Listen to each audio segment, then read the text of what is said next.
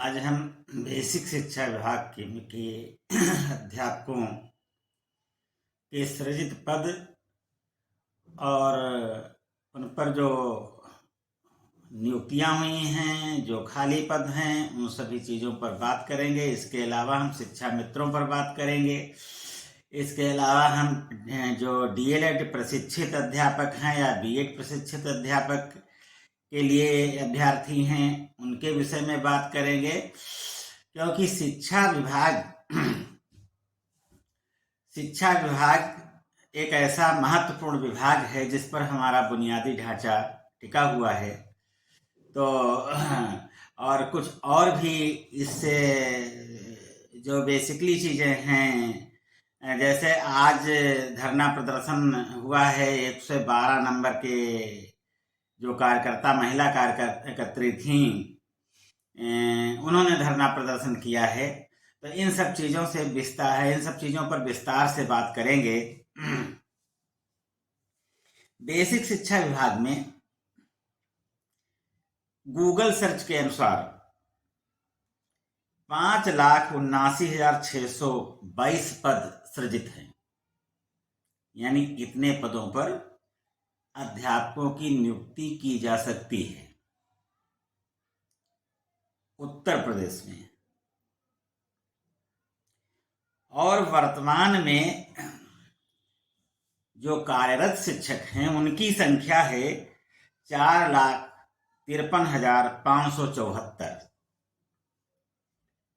और ये आंकड़ा 2022 का है। उसके बाद अभी नियुक्तियां नहीं हुई हैं। रिक्त पदों की जो संख्या बताई जा रही है वो 1,26,028 ये है। और इसी श्रेणी में बाबुओं की जो संख्या है रिक्त पदों की वो 3,049। इन सब तमाम पदों को देखते हुए और जो समस्या उत्पन्न है बेसिक शिक्षा विभाग में उसको देखते हुए बात यह है कि क्या शिक्षकों की कमी के चलते जो हमारी वर्तमान पीढ़ी है तैयार होने वाली, उसका भविष्य उज्जवल हो सकता है, या जो अभ्यर्थी मारे मारे घूम रहे हैं और नियुक्ति नहीं हो पा रही है, तो इसके पीछे क्या सरकार की मंशा है? इन सब चीज़ों को ध्यान में रख करके आज ये वीडियो बनाया जा रहा है। जैसा कि ज्ञात है कि लोकसभा सत्र में केंद्रीय मंत्री जितिन प्रसाद ने 26 जुलाई 2023 को एक प्रश्न के उत्तर में बताया था कि 9,64,359 पद कुल खाली हैं, वो बेसिक और माध्यमिक को मिलाकर के। अभी जो हम बात बता रहे थे इसके पहले वो प्राइमरी स्कूलों की थी और वो केवल उत्तर प्रदेश की थी। तो ये इतने पद यानी 9,64,359 पद अभी खाली हैं और इनको भरने की अभी कोई कवायद नहीं शुरू है। ये आंकड़ा जो हम बता रहे हैं ये 1 मार्च 2022 का है। अब तब से और परिवर्तन हुआ होगा। और कुछ दिन पहले अभी आप लोगों ने देखा होगा कि डीएलएड प्रशिक्षित अभ्यर्थियों का धरना इको गार्डन में बहुत बड़ा हुआ था। उसमें लाखों लाख इस तरीके के प्रशिक्षित अभ्यर्थी उपस्थित हुए थे और उनकी मांगें थी कि नियुक्ति की जाए, नौकरी दी जाए। इतने बेरोजगार लोग इतने बेरोजगार प्रशिक्षित टीचर के लिए जो लोग घूम रहे हैं, उनको सरकार नौकरी नहीं दे पा रही है।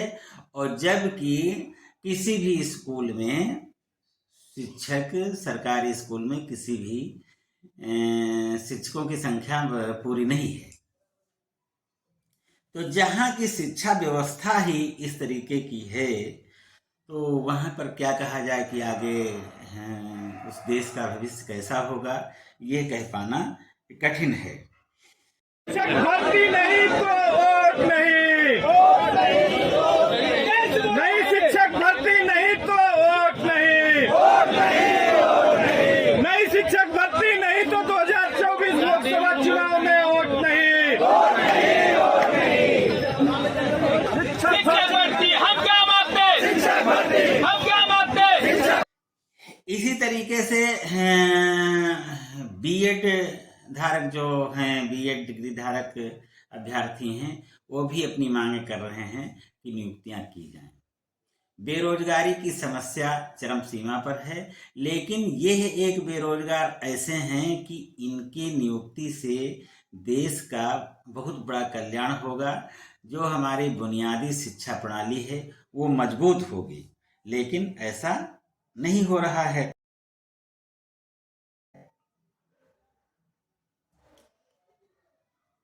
अब अगर हम शिक्षा मित्रों की बात करें, तो हमने कुछ दिन पहले चर्चा की थी कि मतलब शिक्षा मित्रों की मांगे जो हैं वो अहम हैं।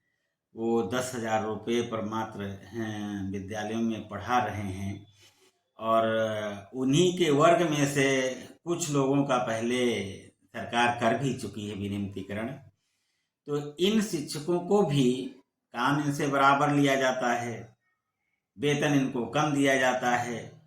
तो ऐसी स्थिति में सरकार को यह सोचना चाहिए कि इनकी भी नियुक्ति होनी चाहिए।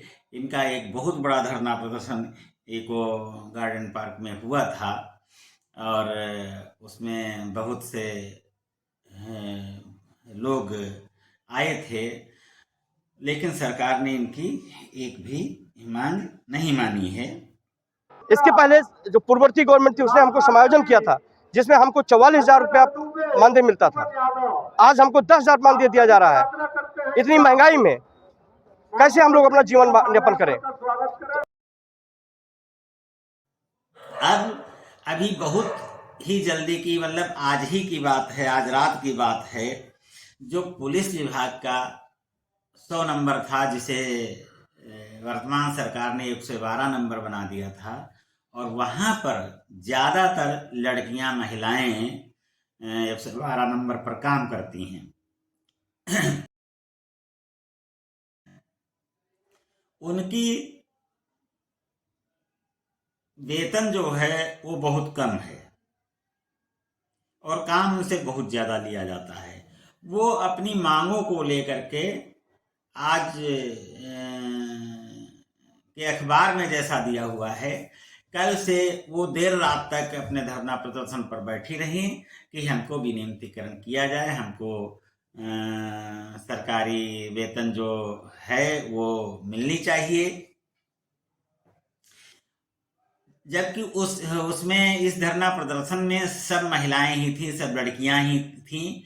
हम नारी बंधन की बात करते हैं, महिलाओं के सम्मान की बात करते हैं, लेकिन जहां पर महिलाओं के सम्मान की इस तरीके की बात आती है कि उनको कुछ लाभ मिले, उनको सरकारी नौकरी मिले, उनको जो सुविधाएं देनी चाहिए वो मिलनी चाहिए, वो नहीं मिल पा रही हैं, वहां पर हम बिल्कुल मूक दर्शक बन जाते हैं।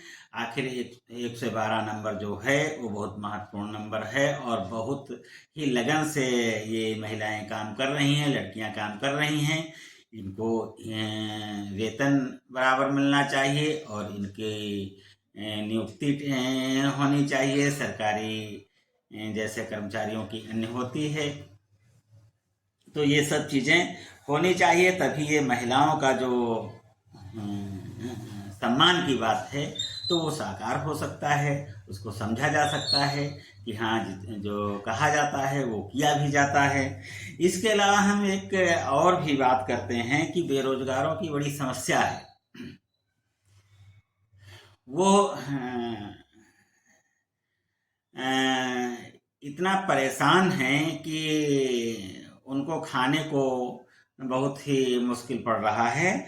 और हमारे देश में इतने विभाग हैं और हर विभाग में पद खाली पड़े हैं, लेकिन सरकार उन पर भर्ती नहीं कर पा रही है। अगर आर्थिक बोझ की बात ली जाए तो यह बात समझ में नहीं आती, क्योंकि हम देखते हैं सरकारी जो आयोजन होते हैं उनकी साज सज्जा पर करोड़ों अरबों रुपए डेली खर्चा होते हैं। तो ये बेरोजगारों को अगर उसका कुछ अंश दे दिया जाए तो निश्चित रूप से बेरोजगारी में कुछ कमी आएगी। हम रेलवे विभाग की अगर बात करें तो इस समय 2,63,913 पद खाली चल रहे हैं। ध्यान दीजिए, हम बता रहे हैं 2,63,913 पद खाली चल रहे हैं। इसी तरीके से जिनके ऊपर हमारी पूरी बुनियादी ढांचा टिका हुआ है, जो सबसे बड़ी सर्विस होती है हमारे देश में IAS की, उसमें भी 1,365 पद खाली हैं। और IPS के 703 पद खाली हैं। अब आप समझ सकते हैं कि इतनी बड़ी संख्या में जो प्रशासनिक पद हैं, जो उच्च स्तरीय पद हैं, वो खाली हैं, जिनके इशारे पर शासन चलता है, जिनके सहयोग से शासन चलता है। तो जब इतने पद खाली होंगे, इसी तरीके से वन विभाग में 1,042 पद खाली हैं और IRS में 301 पद खाली हैं। तो ये सब तमाम एक विभाग में इतने पद खाली पड़े हुए हैं और सरकार नियुक्ति नहीं करती है। ये वास्तव में चिंता की बात है और इस पर सरकार को सोचना चाहिए कि जितने खाली पद हैं, अगर पद सृजित नहीं किए जा सकते हैं तो कम से कम जितने पद खाली हैं उन पर तो नियुक्ति यथाशीघ्र करनी ही चाहिए, जिससे कि बेरोजगारी में एक कमी आएगी और लोगों को रोजगार मिलेगा, खुशहाल होंगे परिवार। तो मैं चाहता हूं कि इस पर सरकार जल्दी से जल्दी ध्यान दे।